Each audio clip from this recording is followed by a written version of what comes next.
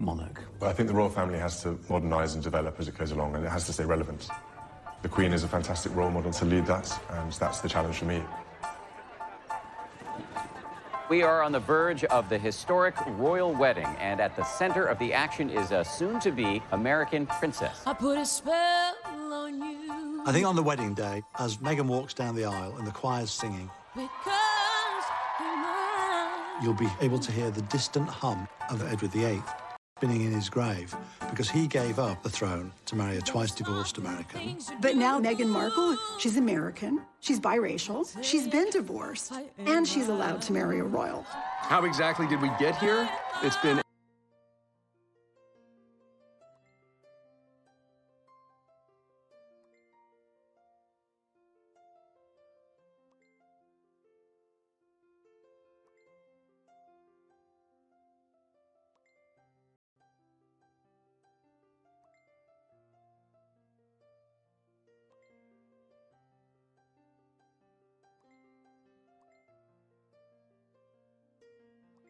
here. It's going to be a very difficult juggling act.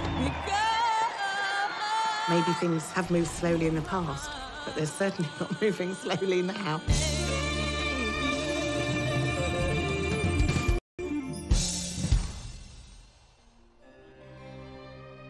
There is only one job that the royal family has. There's a lot of duty, there's a lot of protocol, there are a lot of expectations, but only one job: survive. And for 1,000+ years, no family has been better at surviving. Nobody's joking about the handbag anymore. Nobody's joking about the hats anymore. There's Queen Elizabeth, you know, keep on keeping on. Oh, really? Please. The births and the marriages. The love stories when they flourish or when they fail. It's the greatest reality show in the world. Americans can't get enough of it. Unlike the Kardashians, this soap opera has got a heritage. They should be a little bit removed. That makes them special. But that doesn't mean that they should be untouchable. The royal family are changing with the times. You trace that all the way back to Princess Diana. There was something magic about Diana right from the start. People just fell in love with her. I think there was almost a worship for her. Women are generally not encouraged to be rebels. Traditionally, they're encouraged to be silent, just do what they are told. That, of course, was not Diana. She was the golden goose. To express its emotions. And there were scenes I'll never forget. And I gave it this big injection of star power, and then she lobbed a couple of grenades into it.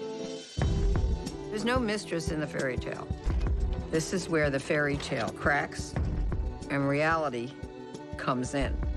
And everybody believed everything that Diana said, that Camilla had wrecked the marriage, destroyed Diana's happiness. The death of Diana, that was probably the lowest moment for Queen Elizabeth. The British public in London were just going crazy, going, you know, where is the Queen? People really started wondering if the monarchy would survive. And now we have a new cast of characters. There's been a reboot. And people are tuning in. And that tune-in equates to billions of dollars. William and Harry were famous since the day they were born. So they grew up in this reality that they couldn't get out of. I don't think I'd want Prince William because everything has to be perfect. Prince Harry knows he's not going to be the next king, so he can do what he wants. They are the future of this institution. The Queen is allowing the royal family to modernise and to rebrand, if you like. Even 10 years ago, if people had said, well, just wait till Harry comes along with a divorced American of mixed birth. Oh, no, that's not going to happen. When the engagement happened, there was this sort of outcry of racism. How much of a sense did you have, Meghan, of the enormity of what you were getting into? I did not have any understanding of just what it would be like. Brand, popular opinion, staying relevant, staying global is absolutely what the British royal family is about. Because, of course, if you lose that, then the British monarchy will fall. This is an institution that's got on the horizon a major brand crisis. And William Harry are the best hope they have of surviving that crisis. These are icons. They want to be like them, they want to feel like them, they want to look like them. When Meghan Markle wears something, it sells out like this. This will be like one of the only ways that you can get a selfie with them, stand next to them, and see them in real life. So, well, real life. The British royal family are at the highest point they've been in many a long year. And programmes like The Crown have brought a new generation to appreciate the royal family. There is something magic about royalty. It's really an American obsession with the Disney version of the monarchy. It's close enough that we can imagine maybe we could see ourselves in that world, but just out of reach so that we're always curious. Elizabeth has kept the crown viable going into the 21st century. That was by no means guaranteed. These are extraordinary scenes, and the crowd here along this stretch of the river are lining up 8 deep, and this basically goes on for 7 miles. The royal celebration underway across the pond this evening. 4 days of parties now marking Queen Elizabeth's Diamond Jubilee, 60 years on the throne. They carried the Queen on a tide of devotion, a monarch whose popularity, it seems, has never been greater. Certainly for someone of my generation, but I think younger generations too, it's very difficult to imagine Britain without Queen Elizabeth II. I've been with her all my life, and I've watched her all through everything, and I think she's amazing. She's done an incredible job. She's been our queen for 60 years, and I don't think we realise how much she is just absolutely loved. This is a woman who has literally seen every key figure of the second half of the 20th century. Queen Elizabeth oversees hundreds of charitable organizations. She's been at the heart of huge international political events and is probably the most politically accomplished person in the world.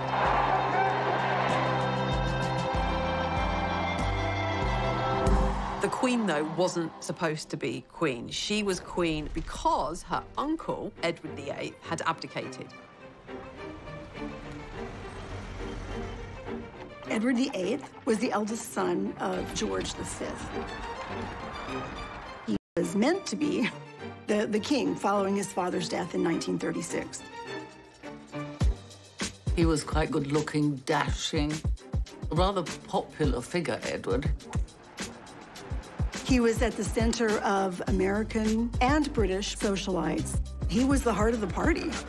He was incredibly popular, very charismatic, but he was weak. His own courtiers were struck at how emotionally underdeveloped he was. Along comes this extremely chic, ambitious woman. Wallis Simpson was a twice-divorced American from Baltimore. Very practical person, quite tough. By all accounts, was something of a social climber and was very interested in making the acquaintance of Edward. There's a lot of really interesting speculation about the kind of psychosexual hold that she had on him.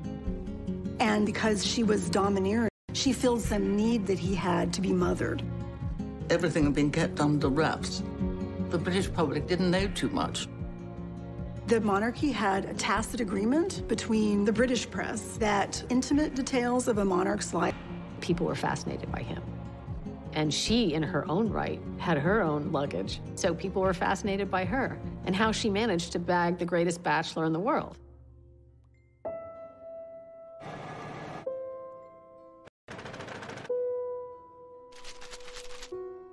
The American press had been obsessed with the idea that Edward VIII would marry an American woman. William Randolph Hearst did not like the British monarchy. He really made it a practice to encourage his reporters and photographers to seek out the private lives of the royal family. One of the photographs that drew attention was a photograph of her touching his arm. Ordinary people do not touch the monarch. That kind of intimate gesture indicated that there was an intimate relationship. A cruise he took in 1936 along the Mediterranean coast with Mrs. Simpson. They took photographs in his bathing suit.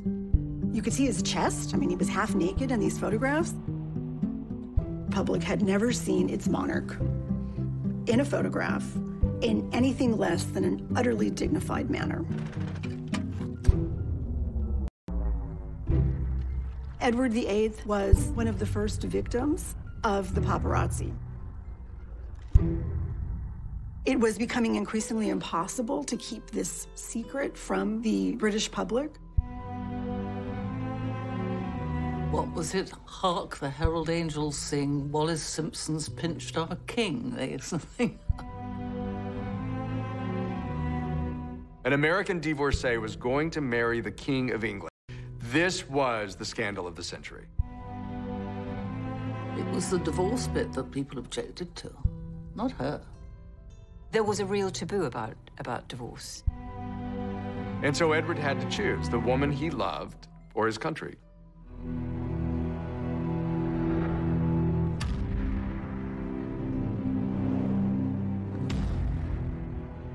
An abdication was something you couldn't think of the king stepping down and going abroad to marry this woman.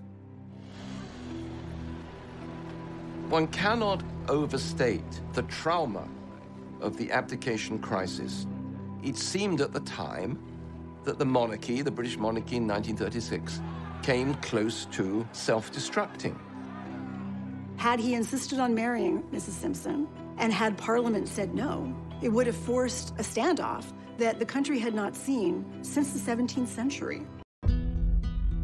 A few hours ago, I discharged my last duty as King and Emperor, that I have found it impossible not of the woman I love. From that moment onwards, the name of Edward VIII, his presence hovering in exile with this wicked American divorcee, it loomed over so many decisions of the royal family. Knowing what we know now, it is incredibly fortunate he abdicated. After they married, they actually paid a visit to Germany and met Hitler. Edward could be useful to them in the event that Germany invaded England and needed some way to rule it. It raised real concerns. There is a real chance that the course of history could have been changed had he stayed on the throne. Edward was king for 1 year. He was not crowned. So the coronation that had been planned was held for his brother, who ruled as George VI. When George VI heard that his brother was going to abdicate, he came home very distraught. And Elizabeth and Margaret, her sister, were looking over the balcony. And Margaret said, "Does this mean that you'll be Queen, Lilibet?" Elizabeth replied, "Yes, I suppose so." She instantly became one of the most popular celebrities in the world. Prince Charles, in public, made light of it. In private, he was quite jealous.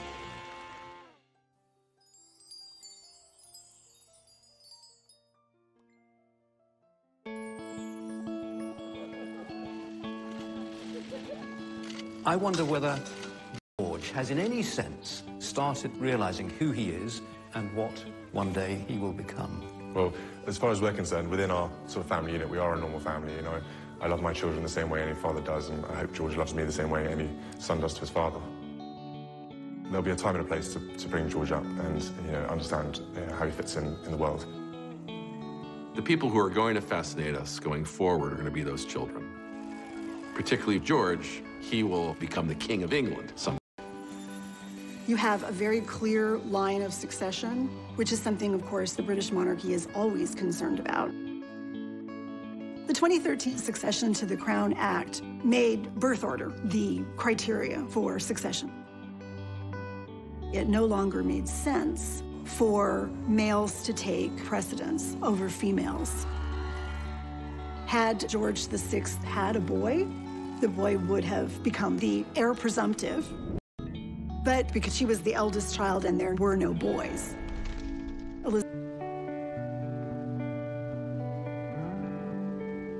For the first 10 years of Elizabeth's life, she wasn't expected to be queen. She had a very tight bond with her parents and her sister Margaret. Her father spoke of them as us four. They were this enormously close and affectionate family unit. Elizabeth's father, George VI, was himself a very dutiful king. George VI and Queen Elizabeth were incredibly loved by the British public, largely because of the way they behaved during the Second World War. They refused to leave the country when the country was being bombed. The Queen was outspoken.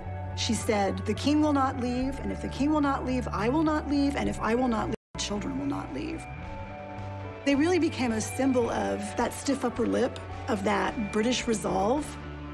They did live on rations, they dug for victory, they knitted comforts for the troops, and they did the radio broadcast to try and cheer other children along.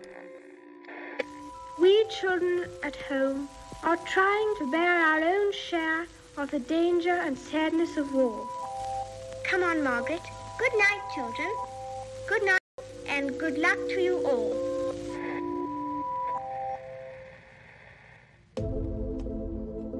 The war, in a way, gave Elizabeth a chance to be a bit more like other people. And it was Elizabeth herself who insisted that she should join the services and became a mechanic. That emphasis on middle-class morality and acting as a model for the nation is something she learned from her father. Throughout her life, she's tried to judge what was right and wrong. And her father had been very much the torch shiner into the dark space for her. And I think she's always used him as the template. I declare before you all that my whole life, whether it be long or short, shall be devoted to your service. When the Queen said, "My whole life I shall dedicate to your service," she really meant it. Something that has completely been at the centre of everything she's done. And before very long, she's fallen in love with a man that she absolutely adores, who she first laid eyes on when she was about 13. This very attractive naval officer, Prince Philip. She had this really wonderful complexion, startlingly pretty. It has been announced officially from Buckingham Palace that Her Royal Highness, the Princess Elizabeth, Duchess of Edinburgh, was safely delivered of a prince at 9. The future was opening up. Certainly, Elizabeth did not expect to become monarch for a long time. But her father's health had been bad since the 1940s, and that wasn't something that was widely advertised. She certainly did not expect him to die while she was away on behalf of the crown.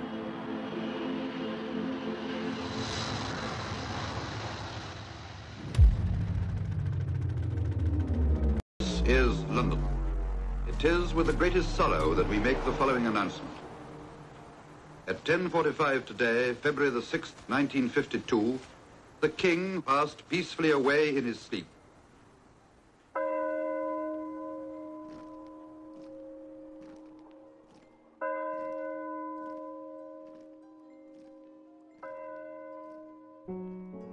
She was very young. She was only 25 when she succeeded to the throne. The combined issues emotionally of her father dying and the assumption of the role of kingship were, of course, bound together. The rulers of Britain have ruled over the greatest empire the world has ever seen. She's Queen of Canada, she's Queen of Australia. She's Queen of 15 other countries. But at the same time, she was very well trained for this job. Here is a woman, her father was never supposed to inherit the throne, and therefore she was never supposed to inherit the throne. And here she is, Queen Elizabeth II.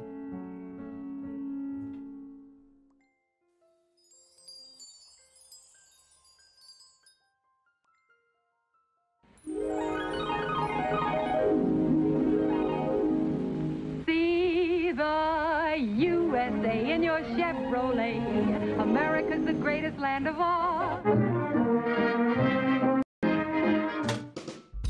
We think about the period following the Second World War in the United States as being this great consumer moment, a great moment when there's a lot of opportunities for people and they're starting these brand new lives with Tupperware. Freeze it, stack it, any which way. It won't leak or spill. But that's not the lived experience of the British right after the Second World War. Britain, it was so grim after the war. I didn't recognize London. There were so many bomb sites. There was tremendous austerity, food rationing, fuel rationing. It was horrible. Rationing did not end in Britain until 1951. The prospect of rebuilding it all again and what was life going to be like. There wasn't a great spirit of gaiety, and it brought a bit of colour to the nation, which had gone through the most terrifying ordeal. I mean, the world had.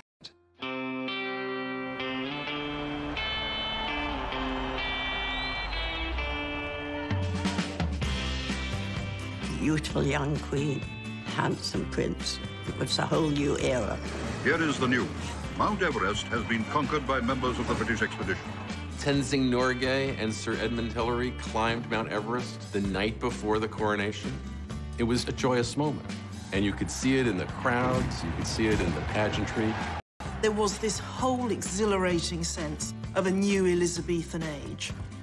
I remember borrowing my mother's diamond ring and scribbling the coronation date on my bedroom window with it. So enthused was I.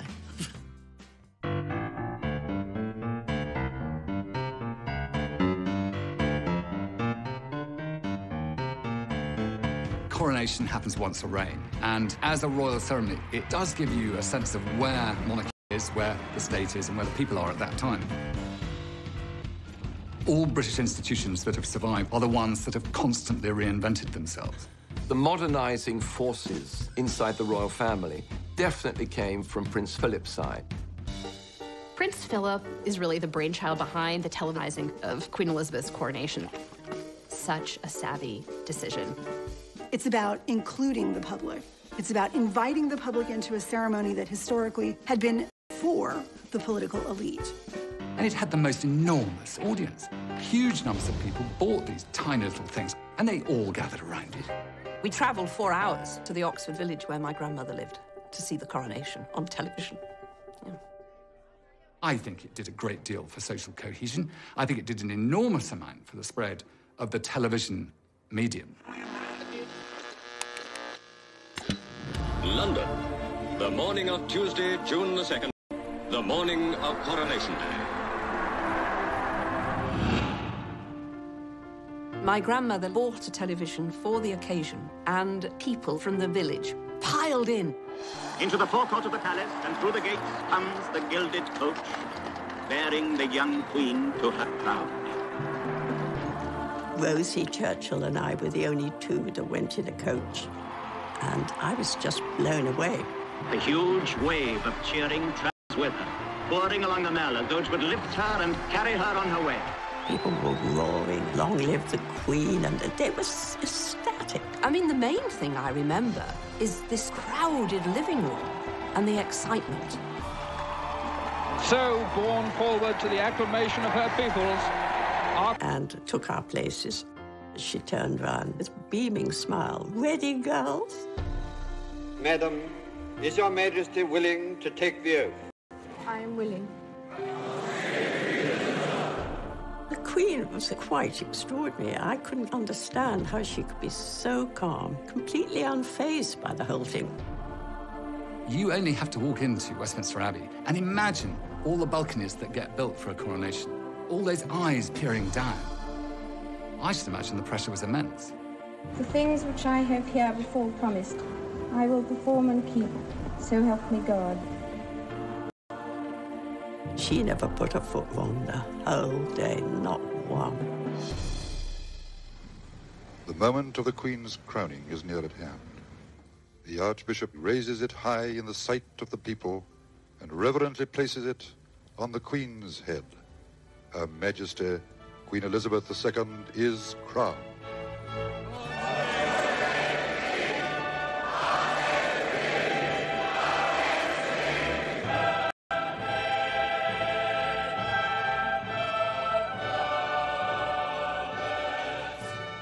She looked very happy when we left the Abbey. I think when it was all over, she was very serious all the way through. As this day draws to its close, I know that my abiding memory of it will be the inspiration of your loyalty and affection. I'll never forget it, never. It was the greatest day of my life.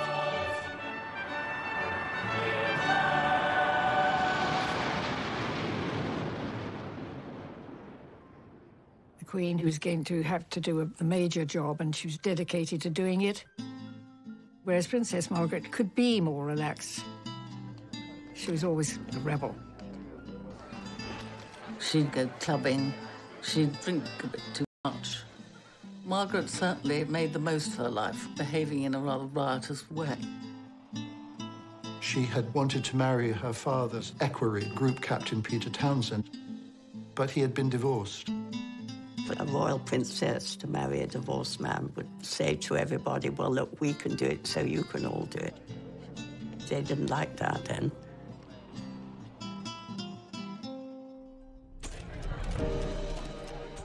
People in Britain were very pro it. The Queen wanted her sister to be happy, but she could see that there were difficulties. Queen Elizabeth is also head of the Church of England. It's in that capacity she had a really hard time supporting her sister when she won. Lose all her titles, her allowance. She would lose everything. It was a lot to give up. So I think she sat back and decided not to. Princess Margaret's life was in many ways shattered by her love for a divorcee. There was this echo of the abdication. You know, you have to wonder, are love and royalty really compatible?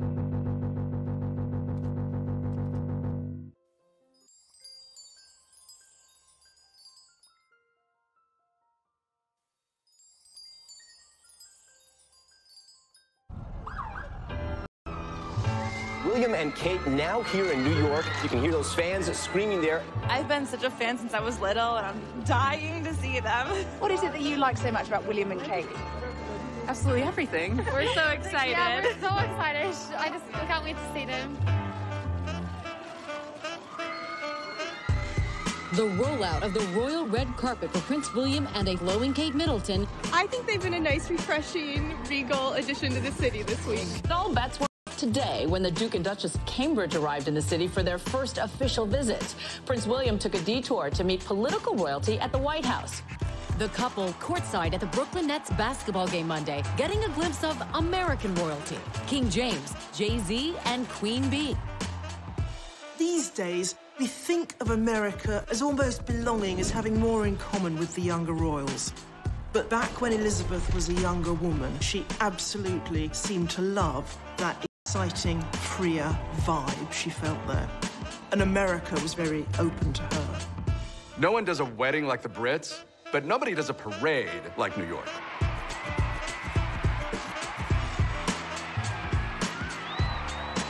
Queen Elizabeth and Prince Philip had never seen anything like this. 1 million people lined the streets of Broadway. There was just a blizzard of confetti. When Queen Elizabeth and Philip came to America in 1957, they were so much more casual and at ease than they were back at home. They attended a football game at the University of Maryland. Queen Elizabeth made a special request that they visit a supermarket because they didn't have supermarkets on that scale in Britain. She talked to shoppers, talked to women there with their children. I think Americans allow the royal family to take a breath and not worry so much about their role.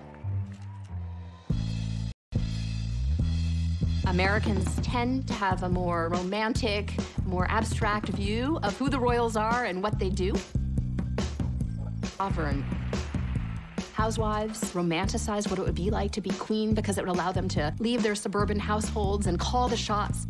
You can see that in actual descriptions from women's magazines. At the same time, there were popular television shows like Queen for a Day. Would you like to be queen for a day? People would tell their hard luck stories, and the audience applauded, and whoever got the most applause became Queen for a Day. I now crown you Queen Clarice. I think our fascination with royalty comes out of the fairy tales, and especially stories in which the princess comes from humble origins. It goes back to our more basic desires to have a rise above our current station in life. They called Hollywood the Dream Factory. The dreams were ours, and the people who gave us those dreams were the men and women we saw on that screen. You would go to picture palaces. There were uniformed ushers wearing white gloves. You were treated like royalty. And the movies that people saw in these palaces were even more influential because of the environment. Walt Disney obviously had a knack for knowing what kind of mass entertainment was going to resonate. He realized fairy tales and royalty were a gold mine. In movies like Cinderella or Snow White and the Seven Dwarfs, Disney was able to capture this idea of folklore, of what the people want. There's a princess phenomenon, let's call it the Disney effect, where there's so many stories that people grow up learning and seeing, and they see a person who they often aspire to be, right? That they see a person who knows who she is, a smart, self-confident woman who has done amazing things and finds some great life into the future. A Disney narrative lines really nicely with the royal family. As soon as movies became a big part of our lives in the first half of the 20th century, we started elevating movie stars to our own version of royalty. It's not like people weren't famous before. It's not like people weren't celebrities before. But when the movies were created, it was like being a queen or like being a king. From Marilyn Monroe to Clark Gable to Grace Kelly, they were just stunning individuals. Grace Kelly was the most glamorous person imaginable. How else could you top being the biggest star in Hollywood? You become an actual princess. She was kind of starstruck by the idea of royalty. Gosh, a European prince, wow. And so that was the famous marriage of hers to Prince Rainier of Monaco. Grace Kelly showed that is when a lot of girls began to believe that it could happen to them too.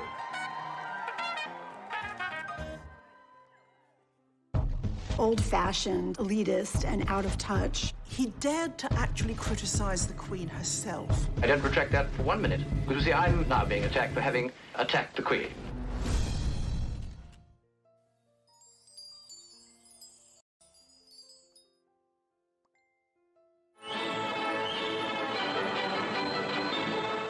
People say, well, why attack the Queen? Well, indeed, I mean, it's painful to have to. One would much rather not have to, but this is the dilemma.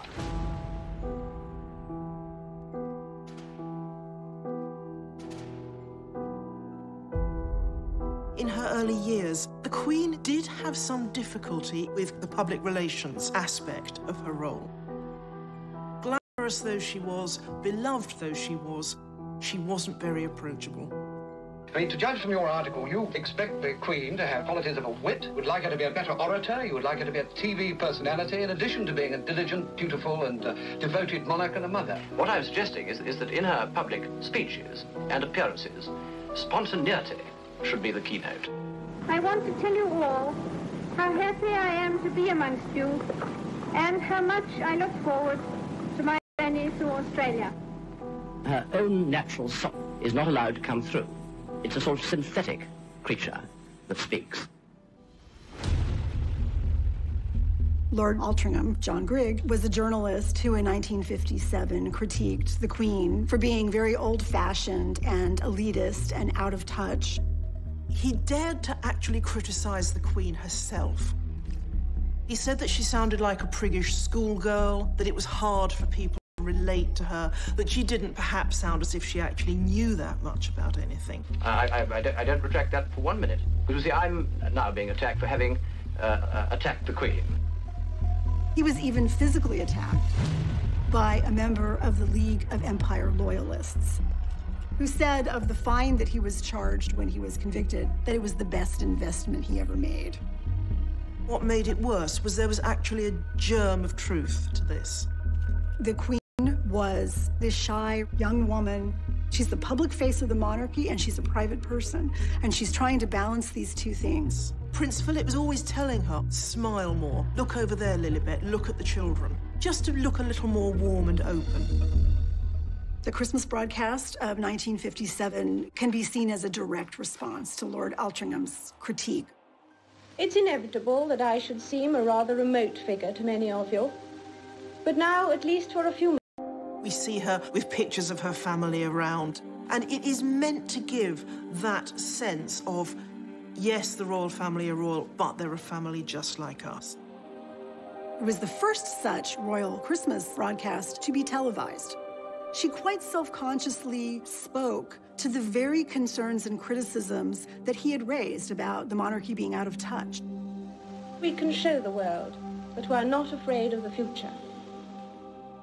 It's really difficult for anyone to maintain mass popularity. The public is fickle, the public is sometimes unforgiving. You have to be willing and able to adapt with the times, especially when there's a social revolution in the air.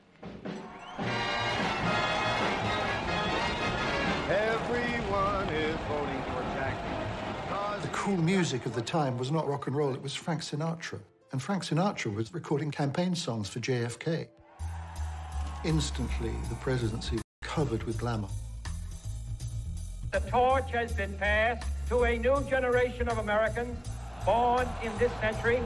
John F. Kennedy, in a way, was a royal for the American people, but he was also a relatable man. They symbolize a kind of common touch. People really believed that he got them and that he wanted the best for them. And at 43, the youngest president that we've ever had, some argue that he was maybe one of the most good-looking. I was a bit keen on JFK, as girls my age certainly were. And there was Jackie glittering beside him, not upstaged by him. America's Queen, as Frank Sinatra called her. A real international star. I am the man who accompanied Jacqueline Kennedy to Paris, and I've enjoyed it. Jackie Kennedy really embraced a very fashion-forward sense. She says that I'm fresh, I'm new, I'm not going to let anybody stop me. And she really was herself. Paris, Vienna, then London. A hectic round of flying visits for the President of the United States. 500,000 people lining the route from London Airport to the West End just to cheer a hello to Jack and Jackie. There was something about when the Kennedys came over. I think it surprised us all that this was going to have such a massive interest to it. Crowds broke through at the palace, and once more the Kennedys got a big hand. I think that the British were drawn to two people who could be a little bit more freer than they were. The Queen was somewhat outstripped by the Kennedys. We're talking about people who transcended their role, people who electrified the world that way. Nobody could compete with JFK. The monarchy evolved with some kind of feeling for how successful the Kennedys had been. I can't believe that it wasn't in the back of their mind. Challenge is to portray stability, portray the history of Britain without looking like hopeless relics of an earlier era. And in the 60s, they seem to have a problem with that.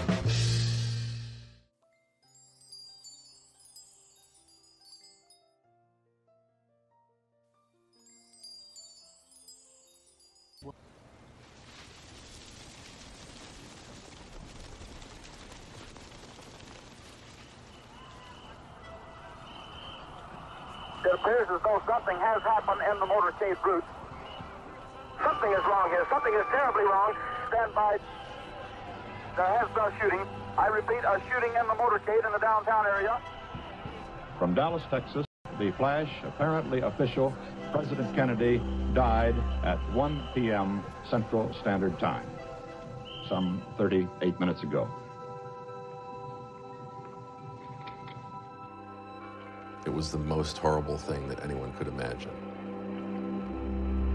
That this dash in American City was just shocking.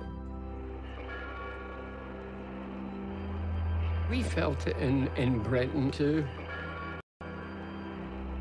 Jack Kennedy, he was a president that was loved. In memory of President John Fitzgerald Kennedy, who in death my people still mourn, and whom in life they loved and admired.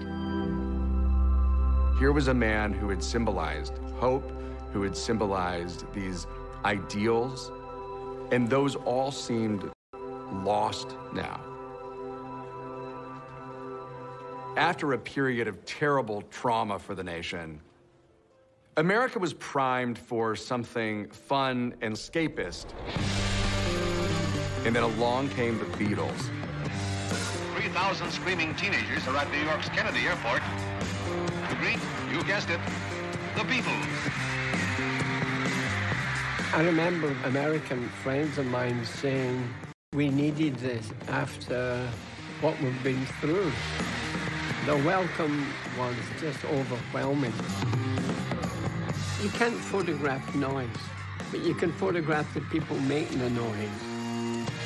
And they didn't let you down. I got every Beatle record at home, every Beatle record. America became sort of swamped by British popular culture suddenly in the 1960s. And the subsequent musical revolution that rocked the globe. We loved all of it. We loved the music, and we loved the fashion. We loved the haircuts. What is it like about the Twiggy look? It's free. Americans started behaving and acting like Brits. That was the Rolling Stones. It's just mutual adoration. Brazen British invasion of America. There was nothing like it. The youth, the swinging youth. It was an invasion. Beatles mania swept the globe. The royal family, who you might not really associate with the Beatles, they're a little stuffy, maybe. All of a sudden, the royal family is into the Beatles. It was only a matter of time before the Beatles made it. So came the summons to the palace. The news got round to the faithful that the world's #1 group were to be invested by Her Majesty with the most excellent order of the British Empire. The Beatles went to Buckingham Palace to receive an honour, a decoration. They were called members of the British Empire. I mean, everybody liked the Beatles. Everybody wanted a piece of that action. But the Beatles were big enough then that did more for the Queen's reputation than for the Beatles' reputation. It did not make the royals cooler. It just was an indication of what the royals needed to do to even stay in the conversation. It's the first time that monarchy actually, in a very interesting way in the 1960s, tried to get out ahead of this notion that they were out of touch or they were unapproachable, and they worked with the BBC to create a documentary called The Royal Family. The salad is ready. The Royal Family film turned out to be a rebranding of the Royal Family. The camera crew followed the royal family for 18 months through all of their ordinary activities. So we see Prince Philip at Balmoral frying sausages at a barbecue. And we see the Queen sitting at the dinner table with her family, talking about her day. It is extremely difficult sometimes. So I said, what an extraordinary remark to make, very unkind about anybody. The film was a great step forward. I thought it was charming. And I had the most appalling couple. It's really a vehicle for us to see a little bit behind the scenes so that we can understand the monarchy as people like us. Public response was very positive. People wanted to see more of the British royal family. Come around this side. Although the documentary got enormous audiences in England and in America, on the Queen's orders, it was put away in a vault and has not been seen in its entirety since. They realized that if they did something like that too often, they would cheapen themselves, letting the magic seep out. Some people say that this was sort of opened the floodgates, and therefore after that all the sort of tabloid interest in them, and that they would want to know more and more and more. Let the public into your sitting room behind the sofa. And then they'll be over the other side looking at you.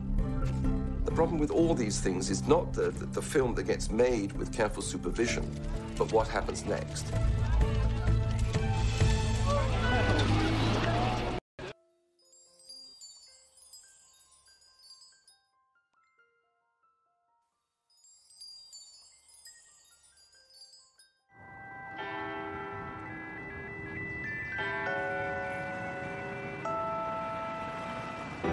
Exciting breaking news from Kensington Palace this morning. Alarm bells are ringing. We've been on royal baby watch for a few days now. It's happening. Kate Middleton, the Duchess of Cambridge, has been admitted to a London hospital. This is one of the most famous hospital tours probably in the world. Some die-hard fans already out there. They have been all morning long. The anticipation huge here. The world's press waiting for news. We're from Minnesota. Kind of a historic moment.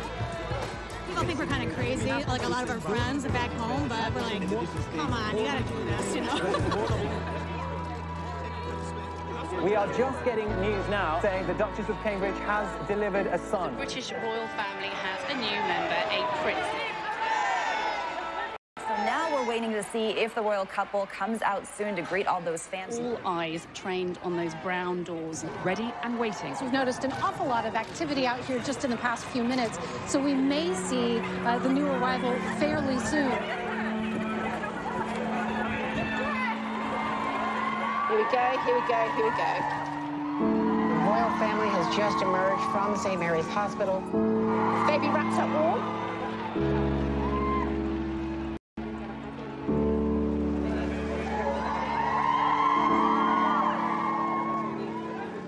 We screamed. Everyone was screaming, trying to get the pictures and videos. Like, if you can see, it's not just one type of person here, it's everyone coming together. From all different countries. Congratulations!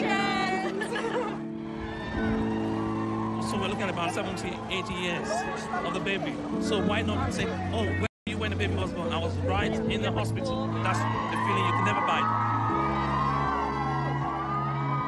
Princess Catherine has had a little boy. He weighs 8 pounds and 7 ounces, and we're all very happy. It's the moment so many royal watchers have been waiting for. According to tradition, the birth announcement was also posted on a bulletin board outside Buckingham Palace. As outside the palace, all-night crowds are rewarded by the bulletin announcing that Princess Elizabeth was safely delivered of a prince and that Her Royal Highness and her son are both doing well. One of the great features of the royal brand is that it's cyclical. The royal family is not only a lifelong reality show, it's a centuries-long reality show.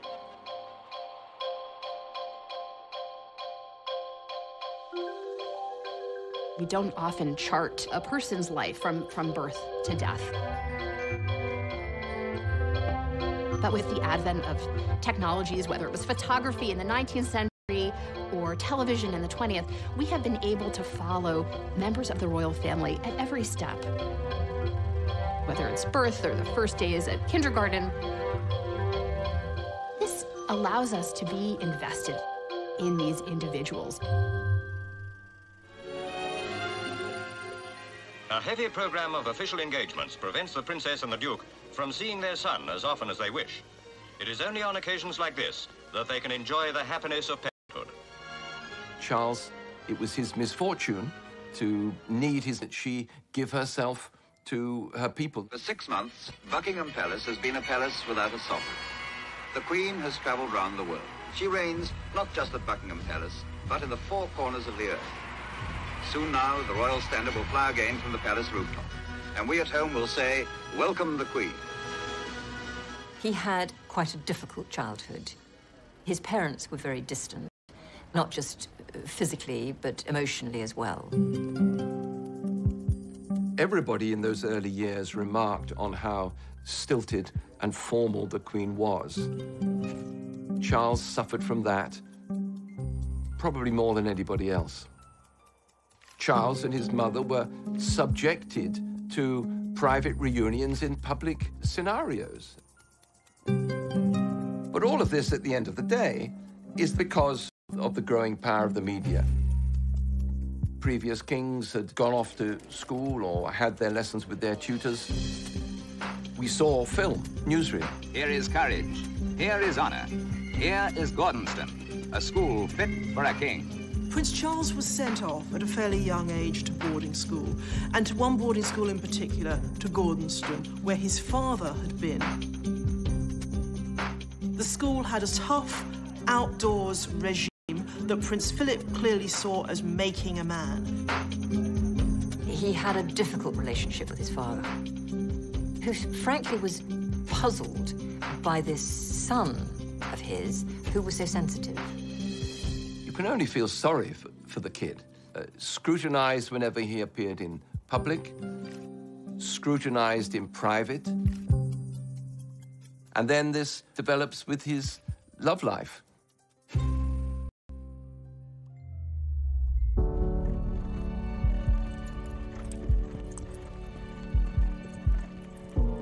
In the early 1970s, Prince Charles met Camilla Parker Bowles, and they were made for each other.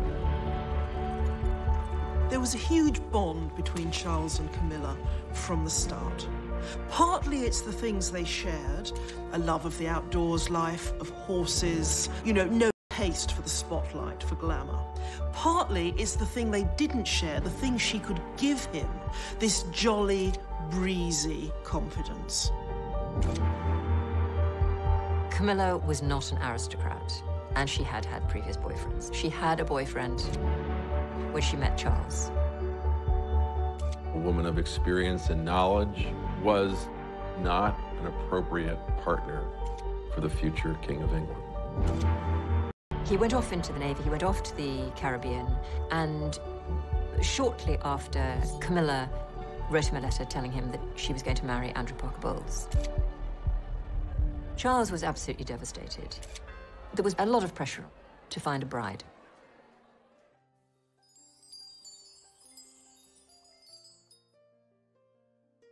For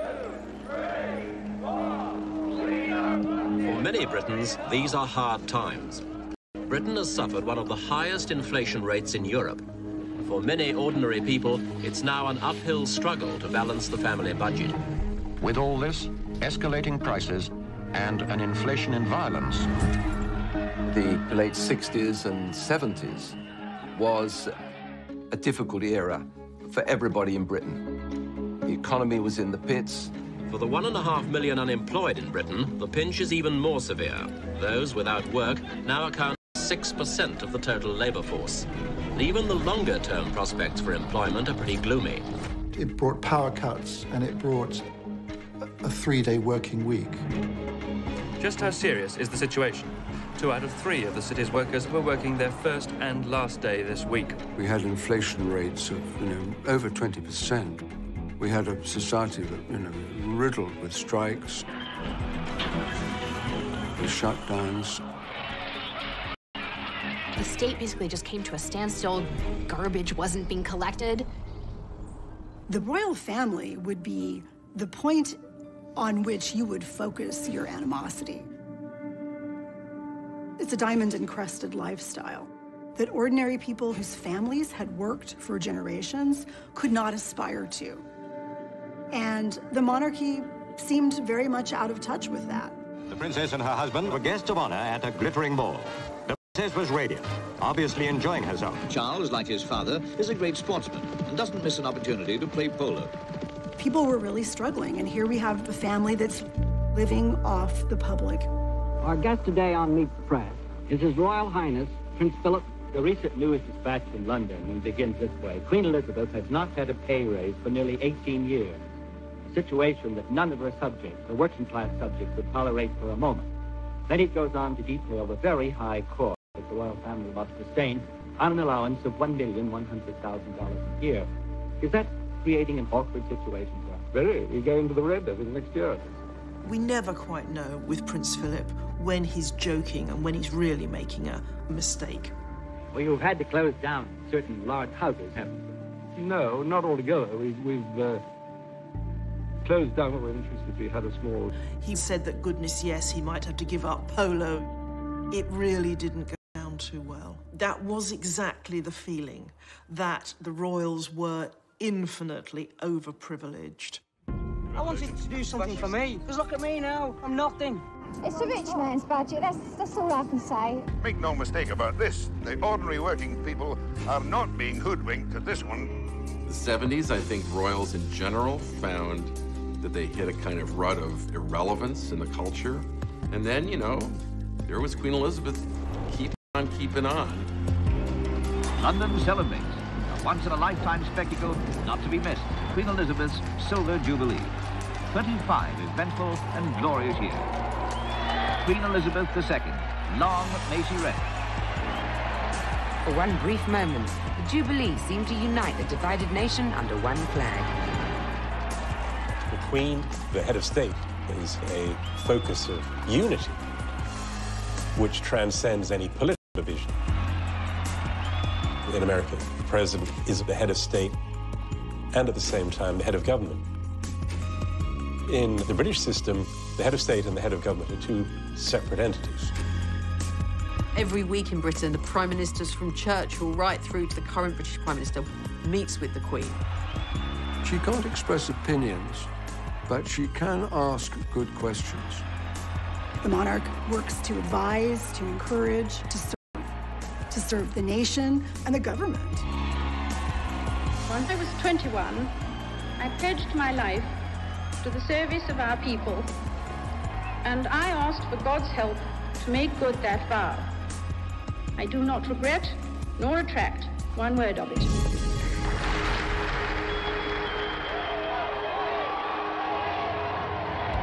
The 1970s were tough times, but people needed a distraction. And this Jubilee was just what they needed.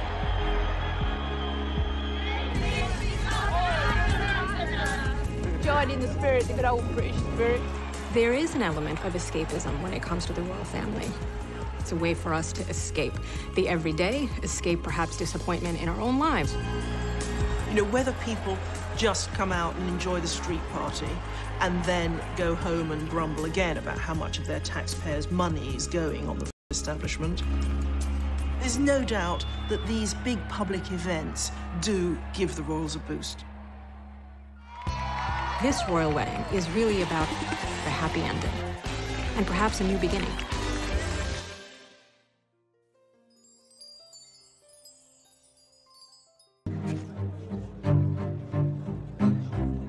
Charles grew up always trying to gain his father's approval and never quite succeeding. He went into the Navy, which was the service that his father had been in, and I suspect he did that to please his father.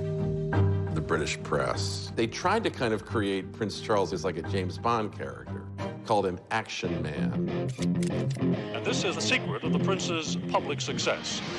Fly, shoot, play polo, all of these things the prince does rather well.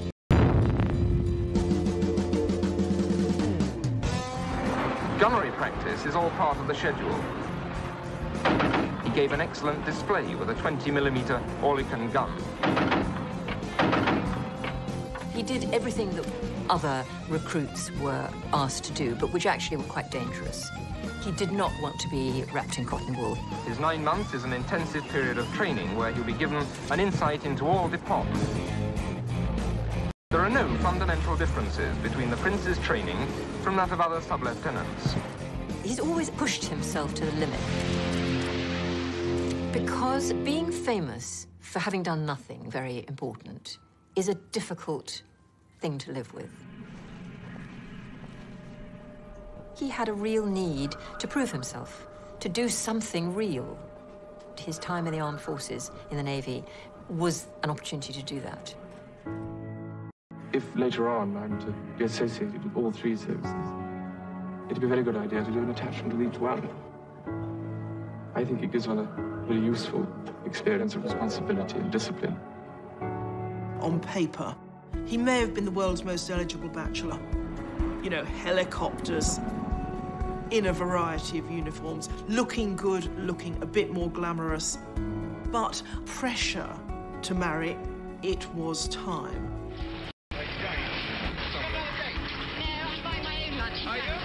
There was this kind of hysteria in the mass media to push Prince Charles down the aisle because he'd said that 30 was a good age to marry, and by the time he got to 32, everybody was saying, well, come on then.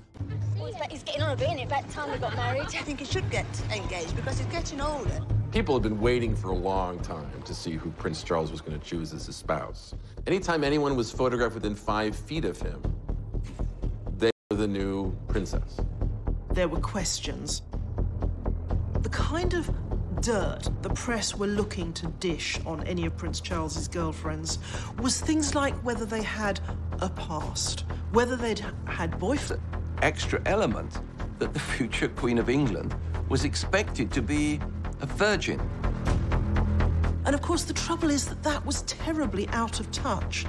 The days when any bride was supposed to be a virgin had long gone. It made it a very difficult, tense situation for him. Sarah, you know, Lady Diana Spencer's older sister, was widely tipped as being a possible bride. It was when he was dating Sarah Spencer that he actually re-met, or you could almost say met, Diana Spencer. When he finally met Diana, she seemed the perfect bride for him. She was aristocratic, she was a virgin, she was a member of the Church of England. She was young. There were no skeletons in the cupboard. There was no fear of, you know, ex-boyfriends coming out of the closet.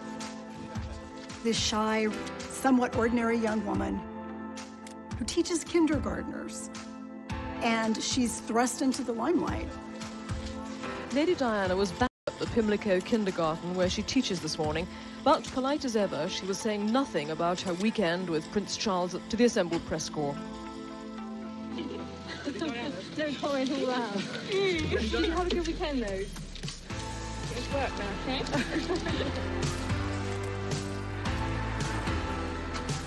There was something magic about Diana right from the start. There was just something about her that made you feel, yes, this is going to be the one. Is there any possibility of any announcement of your marriage in the near future? Can you tell me? Can you tell me if there's any possibility? I'm not going to say anything, Ray. Right, but Prince Charles did give us a hint himself. He said we wouldn't have to wait too long. The public had this view of Diana that she was a fairy tale princess. It was almost that she was rags to riches and she was a girl like us, plucked from a normal life. Reality actually was very different. Diana was probably more aristocratic than Prince Charles. She came from a very old English family.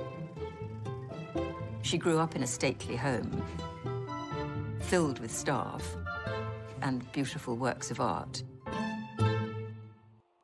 However, the public loved her, and they loved the whole idea of happy ever after. It wasn't clear at all that Charles was going to propose to Lady Diana. And of course, his reluctance shows the doubts he had. Doubts we now know were all too saying he either had to actually ask her to marry him, or he should back off and leave her alone. Because to keep her hanging on is awful for her, and it's going to damage her reputation. Charles misinterpreted this, thought he was being told he must marry Diana. From Buckingham Palace came the news that the whole world had been waiting for. Lady Diana Spencer is soon to become Her Royal Highness, the Princess of Wales. Wonderful. Perfect. Oh, thank goodness. I think it's really great.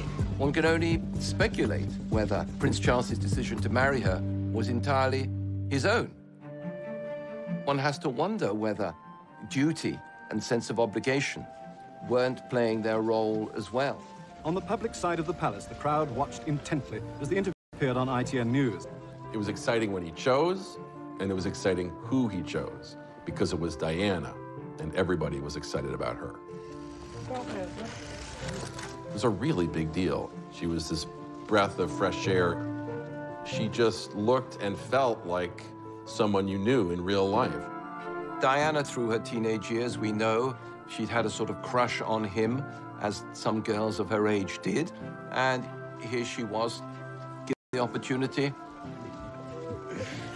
to become his princess.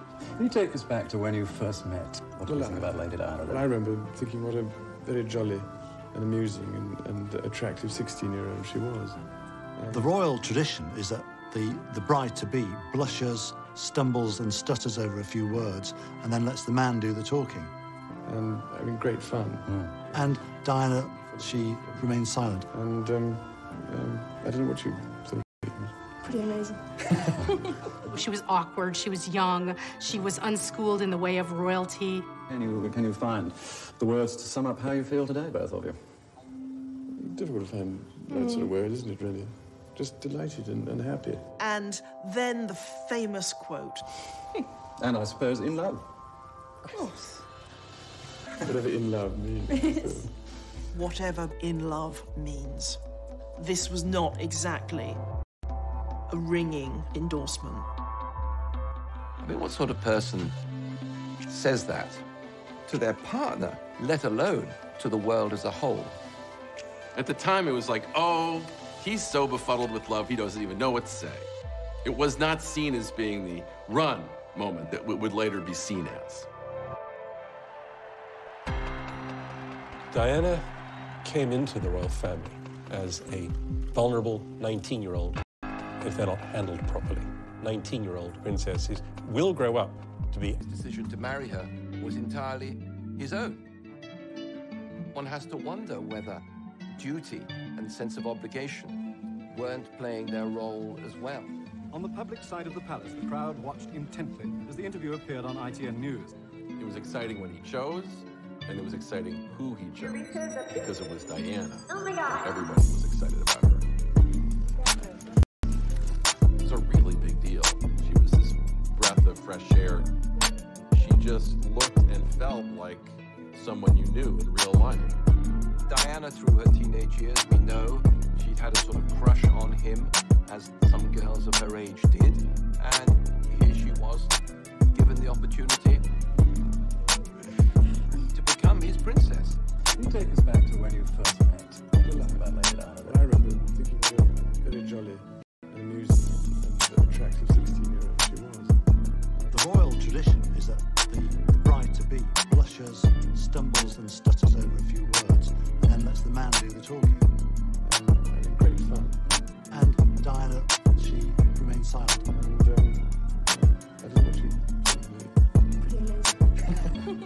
She was awkward, she was young, she was unschooled in the way of royalty. What do you find? The words to sum up how you feel today about it?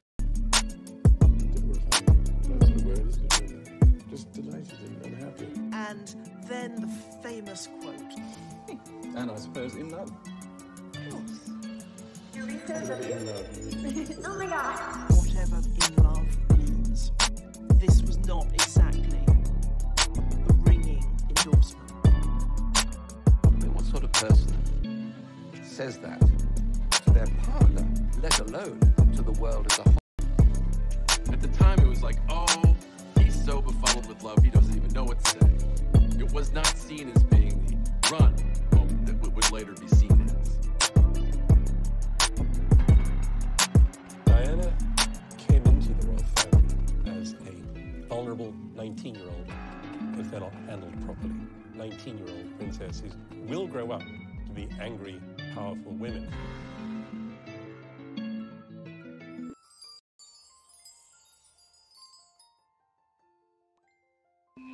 There's big news tonight from London. Prince William, heir to the British throne, finally proposed to his college sweetheart, Kate Middleton.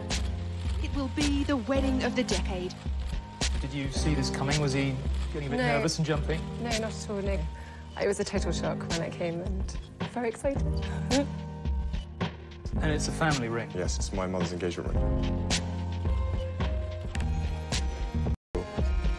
Well, I just hope I look after it. The engagement ring is a priceless and unique family heirloom. China factories are already gearing up for a royal wedding gold rush. Churned out by the dozen. It's not an exact copy of the dress Kate Middleton wore, but it's close enough for admirers of the bride's style.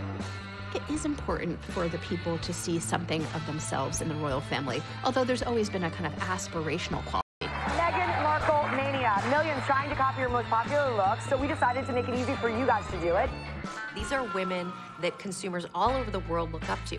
They want to be like them, they want to feel like them, they want to look like them. Where, of course, the clothes. Fashion with a completely individual flair. She's beautiful. Diana fitted the bill. She looked, like a typical English rose. People were mesmerised by her. But when you actually look back, some of the clothes she wore were, quite frankly, ghastly. She certainly has been good for fashion so far. We learned just how easy it is today for every woman to look like a princess. There is something magic about royalty. What's not to love about royalty? Congratulations and jubilations. I want the world to know how happy as can be. It's fairy tale time, And in Britain tonight, the fairy tale is coming to life. Lining the streets of London, 2 million well-wishers. We are sitting in this magnificent location overlooking St. Paul's Churchyard. This is the wedding of the whole world, and the whole world loves a wedding. As you can see from the pictures, people here are shoulder to shoulder and wall to curb. The wedding guests assemble. The huge, cheerful crowd that has waited so long and patiently roars and waves its welcome. Royal weddings and romances were part of popular culture all through the 20th century. But with the marriage of Charles and Diana, they take on a new dimension. The wedding will have an audience of more than 500 million people. That's a sixth of the world population. Quite simply, it's going to be the biggest television event ever. We'll be devoting as much time, if not more, to the wedding itself than we did to the inauguration of the President of the United States. To us in America, this wedding was the closest we had ever seen to a real life fairy tale. This was a massive event worldwide. People filled the streets. I mean, London was heaving. I was in the Scots Guards, part of the Guards division that wear the red coats and the big black hairy hats. I remember Diana passing where I was. There was an almost overcooked sense of national anticipation. You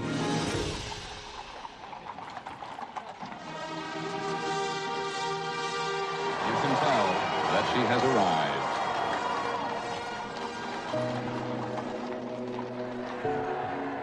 And here, our first glorious view of the bride.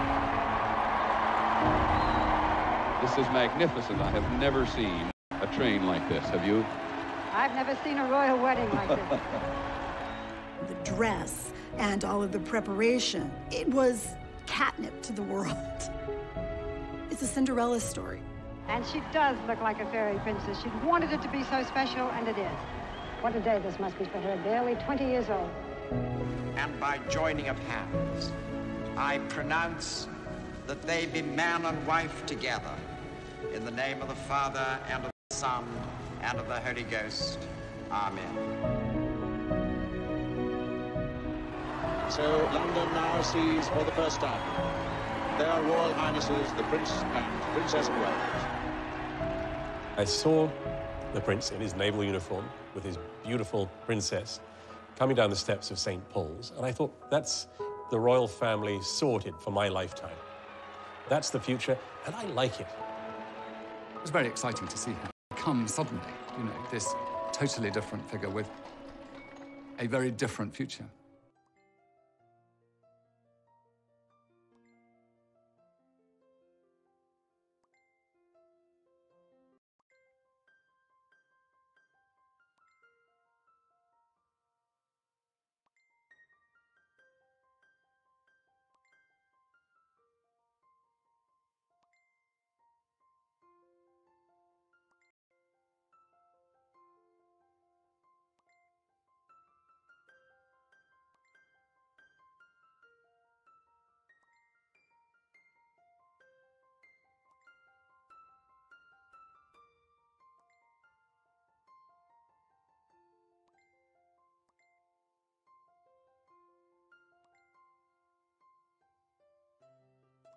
Princess of Wales.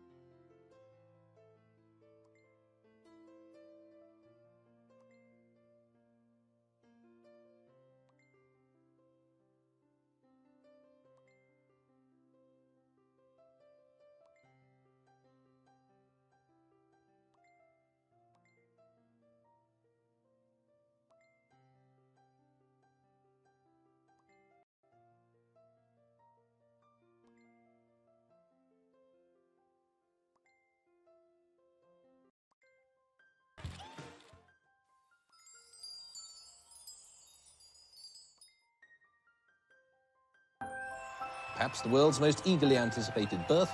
The news of it was announced just over an hour ago. It's a boy. A boy. Boy weighing 7 pounds, 1.5 ounces, and could well be the ruling monarch over Great Britain deep into the 21st century. When Diana produced her first baby, there was huge excitement. Inside St. Mary's Hospital, those who had waited all day long reacted as though there had been a birth in their own family. And they immediately broke into wild cheering and applause and singing, which has gone on ever since. Are you both happy? 13 hours, long time. Does he look like you? Does he look like you, sir? No, he's lucky enough not to. When William was born to this beautiful young pair who we had watched fall in love, it was the first point that he was adopted by the nation. For some, it was the experience of a lifetime. Oh, I cried. I couldn't help it. You cried? I did, yeah. As we all now see, that's a very iconic image for the royals to be standing in front of the hospital. But what we have to remember is this is pretty recent. It was a very special occasion. She was the first royal mother to have a baby in a normal hospital. Prince Charles and his siblings had been born at Buckingham Palace. The crowds and the media went absolutely mad. Britain's new royal baby, born yesterday, was today given a name. Prince Henry for short, just plain Harry at home. Everybody loves a baby. That's great. You go more gaga in this country than they do over there. Everybody loves it. Granny was christened in this, and I was. He must get so incredibly hot inside there, wasn't it? It was quite incredible, really. Prior to all the problems at the end of the marriage, everybody did look up to that family. You know, it looked perfect to the outside world.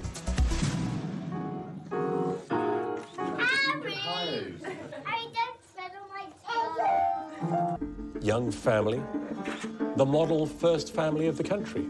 This is what we all aspired to be. Well, now reports are emerging in the press around the world that the couple's storybook romance may have entered a rocky chapter. This is where the fairy tale cracks and reality comes in. It is divorce for Charles and Diana. Things got so bad, people started wondering if the monarchy would survive. And then this absolutely incredible drama that nobody could have foresawn. There has been a terrible accident in Paris. Buckingham Palace confirmed the death of Diana, Princess of Wales. I say from my heart, there are lessons to be drawn from her life and from the extraordinary and moving reaction to her death. Princess Diana shook the modern monarchy. Reaching out to people, hugging people, touching people. AIDS, leprosy, landmines, and change people's perceptions. Ladies and gentlemen, please welcome Meghan Markle. Meghan, what's interesting about her are the echoes of Diana. If you have a profile where people are listening to what you're saying, I really, truly think you need to be saying something that's valuable. Ladies and gentlemen, everyone needs to be valued. She really did hold a mirror up to the monarchy and say, look at yourselves. The anticipation for Meghan and Harry's wedding was like nothing that I had ever seen. Yet again, this raw story that keeps on giving. This beautiful inclusiveness into the royal family. This is a great message to the world. Meghan is less interested in the glass slipper and more interested in breaking the glass ceiling. So many girls will wake up this morning across the world and look at TV and see somebody that looks like them. Monarch. Well, I think the royal family has to modernise and develop as it goes along, and it has to stay relevant. The Queen is a fantastic role model to lead that, and that's the challenge for me. We are on the verge of the historic royal wedding, and at the center of the action is a soon-to-be American princess. I put a spell on you. I think on the wedding day, as Meghan walks down the aisle and the choir's singing, you'll be able to hear the distant hum of Edward VIII spinning in his grave, because he gave up the throne to marry a twice-divorced American. But now Meghan Markle, she's American, she's biracial, she's been divorced, and she's allowed to marry a royal. How exactly did we get here? It's been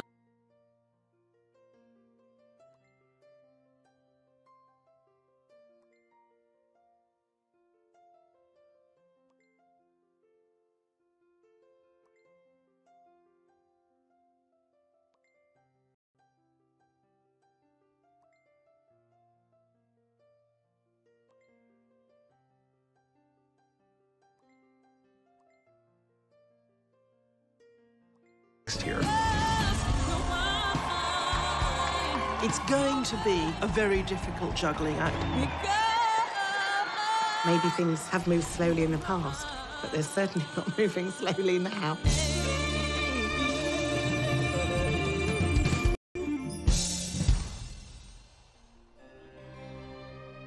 There is only one job that the royal family has. There's a lot of duty, there's a lot of protocol, there are a lot of expectations, but only one job: survive. And for 1,000+ years, no family has been better at surviving. Nobody's joking about the handbag anymore. Nobody's joking about the hats anymore. There's Queen Elizabeth, you know, keep on keeping on. Oh, really? Please. The births and the marriages. The love stories when they flourish or when they fail. It's the greatest reality show in the world. Americans can't get enough of it. Unlike the Kardashians, this soap opera has got a heritage. They should be a little bit removed. That makes them special. But that doesn't mean that they should be untouchable. The royal family are changing with the times. You trace that all the way back to Princess Diana. There was something magic about Diana right from the start. People just fell in love with her. I think there was almost a worship for her. Women are generally not encouraged to be rebels. Traditionally, they're encouraged to be silent, just do what they are told. That, of course, was not Diana. She was the golden goose. To express its emotions. And there were scenes I'll never forget. And I gave it this big injection of star power, and then she lobbed a couple of grenades into it. There's no mistress in the fairy tale. This is where the fairy tale cracks and reality comes in. And everybody believed everything that Diana said, that Camilla had wrecked the marriage, destroyed Diana's happiness. The death of Diana, that was probably the lowest moment for Queen Elizabeth. The British public in London were just going crazy, going, you know, where is the Queen? People really started wondering if the monarchy would survive. And now we have a new cast of characters. There's been a reboot. And people are tuning in. And that tune-in equates to billions of dollars. William and Harry were famous since the day they were born. So they grew up in this reality that they couldn't get out of. I don't think I'd want to Prince William because everything has to be perfect. Prince Harry knows he's not going to be the next king, so he can do what he wants. They are the future of this institution. The Queen is allowing the royal family to modernize and to rebrand, if you like. Even 10 years ago, if people had said, well, just wait till Harry comes along with a divorced American of mixed birth. Oh, no, that's not going to happen. When the engagement happened, there was this sort of outcry of racism. How much of a sense did you have, Meghan, of the enormity of what you were getting into? I did not have any understanding of just what it would be like. Brand, popular opinion, staying relevant, staying global is absolutely what the British royal family is about. Because, of course, if you lose that, then the British monarchy will fall. This is an institution that's got on the horizon a major brand crisis. And William and Harry are the best hope they have of surviving that crisis. These are icons. They want to be like them, they want to feel like them, they want to look like them. When Meghan Markle wears something, it sells out like this. This will be like one of the only ways that you can get a selfie with the